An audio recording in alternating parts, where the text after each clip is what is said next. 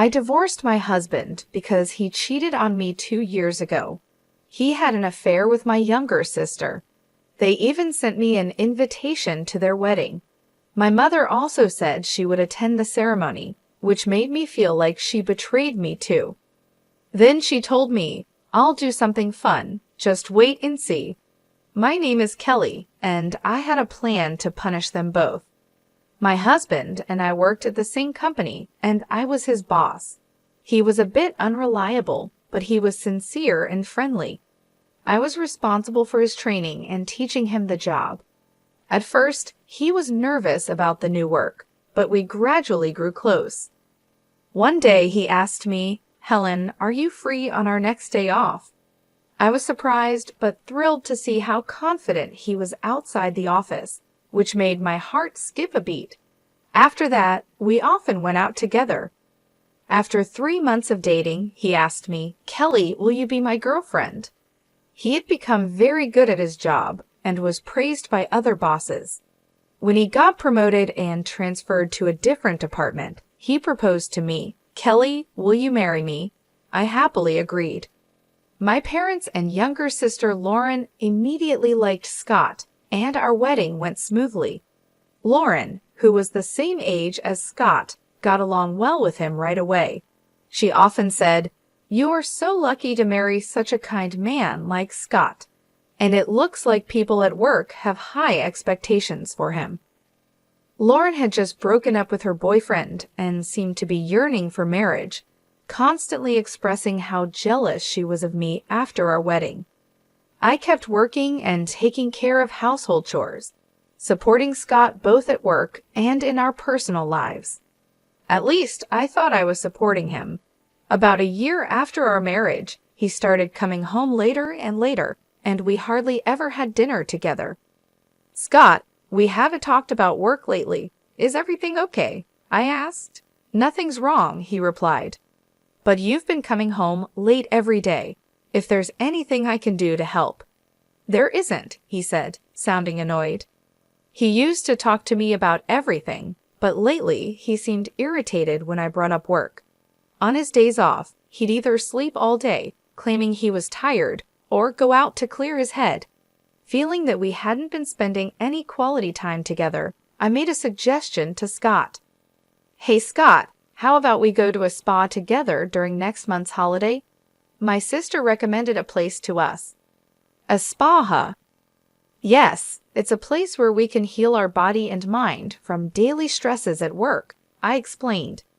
He seemed busy, so I made a hotel reservation with the spa for him. 1 week before the spa trip, I asked, "Scott, what time should we leave the house next week?" "Huh? Oh, is the spa trip next week? I forgot to mention, I have to go on a business trip next weekend." "What? But you've known about the spa trip for quite some time." "Well, it's work, so it can't be helped," he said. "Right, I see." Scott's department seemed to be busier than ever with frequent business trips. I had no choice but to give up this time as well.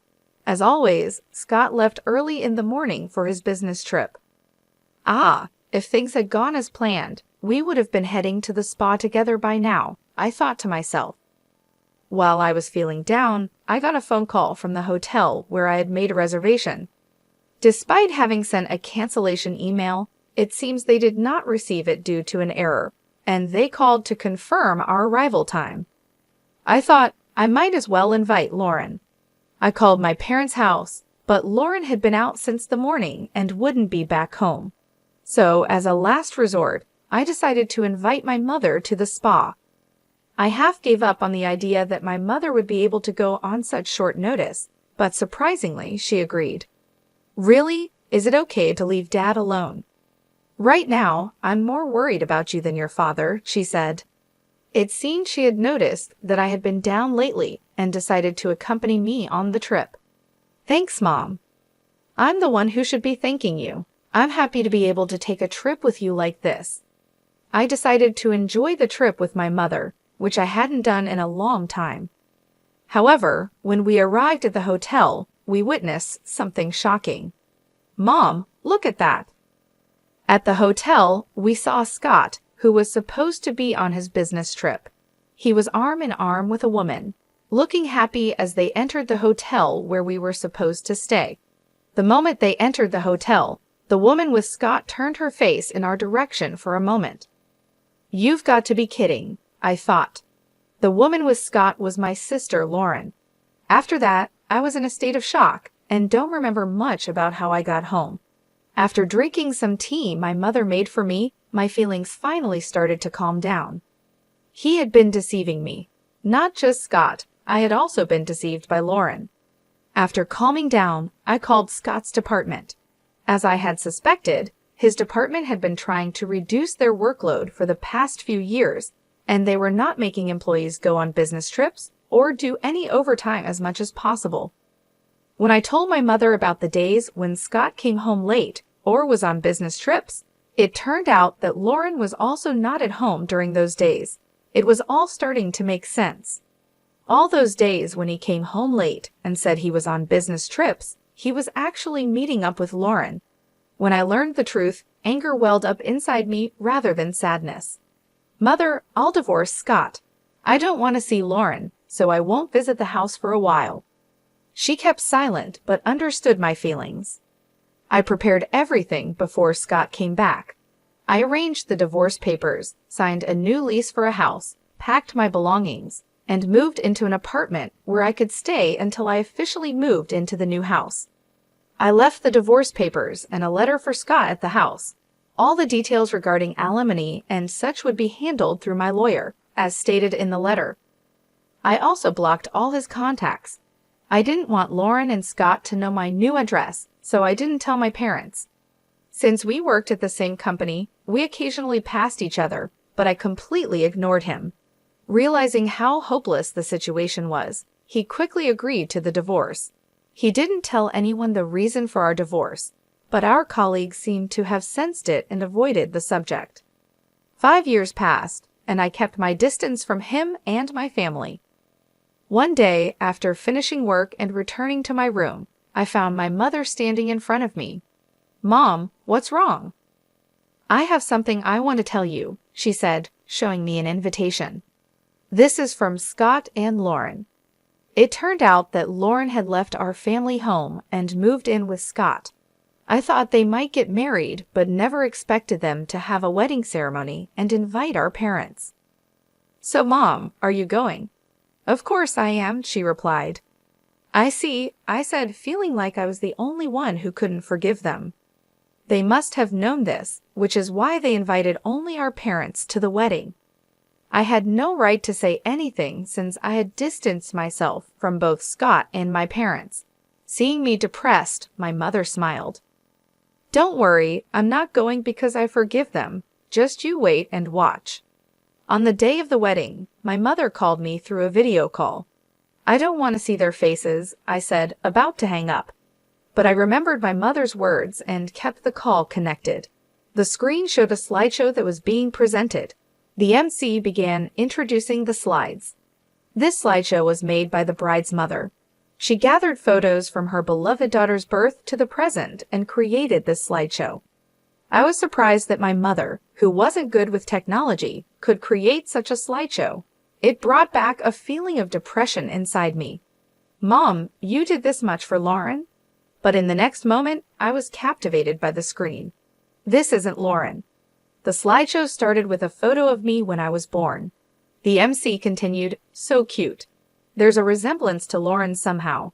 As the guests watched with a relaxed atmosphere, Lauren's expression stiffened. The MC continued, "Since she was young, the bride has always been devoted to her family. She was a diligent student and succeeded in entering her desired university. After starting her job, she became a very reliable employee at the company." Lauren's friends and colleagues, who knew about her student days and workplace, began to buzz with excitement. "Huh? Is that a photo from the welcome party at University N? Lauren didn't go to such a good university, did she? Hey, isn't that a photo from the company's welcome party? Wait a minute. Looking closely, it's completely different. Wait, if this isn't Lauren." Scott also seemed to have noticed. "What the hell is this? This isn't Lauren." The MC, unaware of the bride and groom's pale faces, continued to advance the slides. And then she met the groom, Scott, at the company. According to the bride's mother, she initially taught and trained the groom as his instructor. Then the two got married. What followed were photos from my wedding with Scott. The MC couldn't hide their confusion. Realizing something was wrong, the MC got quiet. At that moment, my mother took the stage and grabbed the microphone. "From here on, I'll take over and explain," she said smoothly while changing the slides. Even after marriage, my daughter supported him in both personal and professional aspects. However, due to how busy Scott got, he couldn't find any time for her. So my daughter planned a spa trip to help relieve his stress. "Wait, please," Lauren said, her face pale, and Scott made frantic attempts to stop my mother, but she continued with the slides. The next photo showed Scott and Lauren entering the spa hotel together, looking very close to each other. Finally, the bride and groom appeared in the photos, and both the MC and the guests fell silent. Scott and Lauren looked even more pale. But Scott declined the trip planned by my daughter due to a business trip. He said it couldn't be helped, my mother said, her voice steady and strong. He had to go on a business trip for work, so my daughter invited me to the spa. That's where we saw his affair. When my mother said those words, everyone started to talk and buzz about what she had revealed. "Huh? An affair? And this wedding is for Lauren and Scott, right? Could it be that this wedding is based on their affair?" To answer the guests' questions, my mother continued slowly. "Scott swore to marry my beloved daughter Kelly and make her happy, but instead he betrayed her. To make matters worse, he cheated on Kelly with her own sister, Lauren." "Mother, stop it already. Today is my wedding day. Why won't you celebrate my happiness?" Lauren cried as she tried to stop our mother. Still, my mother coldly looked at Lauren and said, "I have always wished for your happiness, but you ruined it first." Kelly always considered not only herself, but also the happiness of her family. What about you, Lauren? Have you ever thought about how much Kelly would be hurt by your actions? "Well, she always seems so happy. It's not fair," Lauren responded. "So instead of being happy for your family, you just got jealous, huh?" my mother asked. "Mother-in-law, please stop. She is your precious daughter too, right? If that's the case, can't you celebrate our new beginning? Why are you doing this?" Scott pleaded. "I don't want to become a family with someone as dishonest as you. I saw it clearly at today's ceremony. If you really intend to start something with Lauren, why didn't you invite a single person from your own company? If you're going to have such a grand ceremony, shouldn't you apologize to Kelly? It's selfish to invite me and her father to the wedding without making any effort like that." "But Kelly has been ignoring me all this time," Scott protested. "Of course she has, after what you've done. It's only natural," my mother replied. "But that's all in the past, isn't it?" Scott argued. "Do you think her wounds will heal in just 5 years? Do you think you can regain our trust in such a short time?" "Don't be ridiculous," my mother said. After those words, my mother angrily left the venue with my father. I could hear my mother's voice from the cell phone. "The reason for your divorce, did you see that, Kelly?" "Yes," I replied. "I'm sorry for reminding you of painful things," she said. "I just can't stand seeing those two acts like nothing happened." "No, thank you. I feel relieved. It's like you said everything I wanted to say." "That's right, Kelly. You always keep everything to yourself. I thought it was too kind of you not to tell your colleagues the reason for your divorce." After that, my mother sent me the recording of her conversation with Scott during the wedding. As my mother said, even if time passes, it's not easy to forget. Moreover, Scott showed no signs of remorse, calling it a thing of the past. I decided to start my second life by giving Scott a proper punishment. I chose to do it during his presentation at the company. It was open to volunteers from various departments, so I quickly signed up and entered the conference. When it was Scott's turn, his supervisor, unaware of his remarriage, said, Scott, you seem even more motivated today because you just got married. Yes, I will do my best for my family, he replied happily. He should have known I was in the room, but he didn't. I became even more determined and played the recorded audio I received from my mother.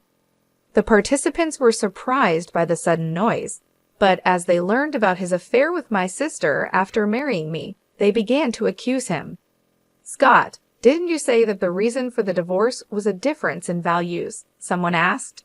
I couldn't help but burst into laughter. Oh, really? Did you say something like that? Well, I can't understand a value that involves cheating with your own wife's sister. I apologize for mixing personal matters into this important presentation. I have decided to quit as of today. I endured it because I like this company, but I cannot bear to be in the same place as him any longer.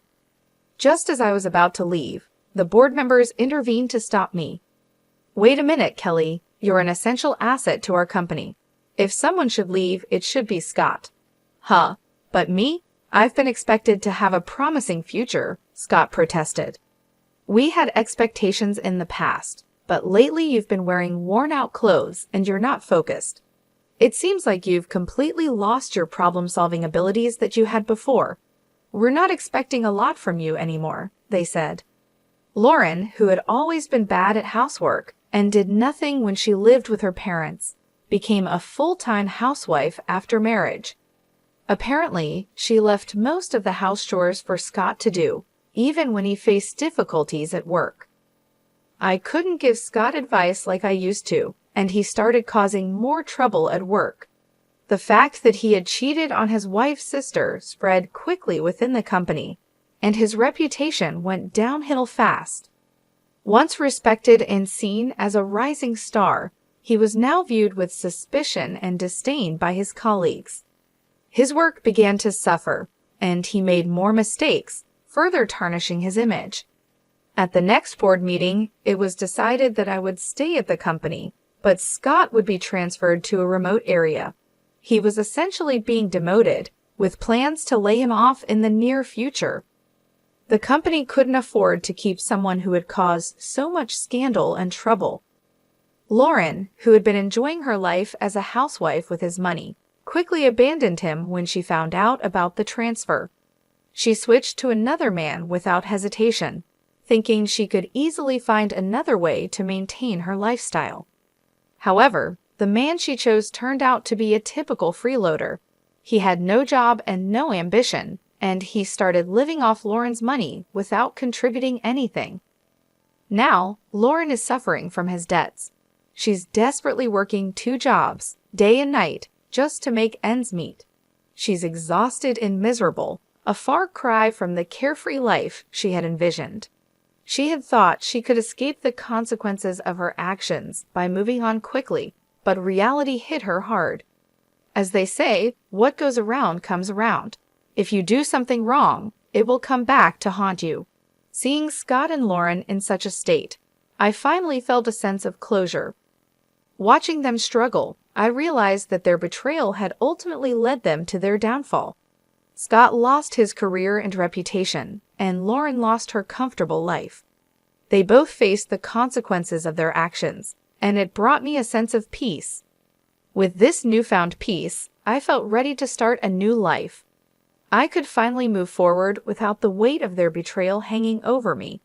I was free to build a future on my own terms, without the shadows of the past holding me back. I focused on my career and started taking on new challenges at work. My colleagues, who had seen me endure so much with grace and strength, supported me. I received a promotion, recognizing my dedication and hard work.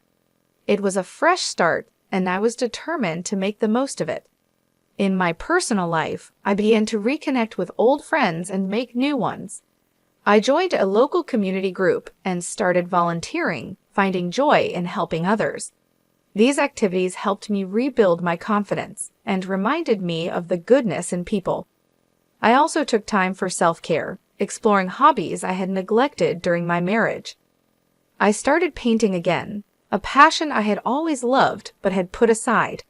The creative process was therapeutic, allowing me to express my emotions and find healing. Eventually, I even opened my heart to the possibility of love again. I went on dates, met new people, and learned to trust again. It wasn't easy, but I knew that not everyone was like Scott and Lauren. There were good, honest people out there, and I deserved happiness. As the years went by, I found myself happier and more fulfilled than I had ever been. The pain of the past had faded, replaced by the joy of new experiences and the satisfaction of personal growth. Scott and Lauren were distant memories, reminders of lessons learned but no longer sources of pain.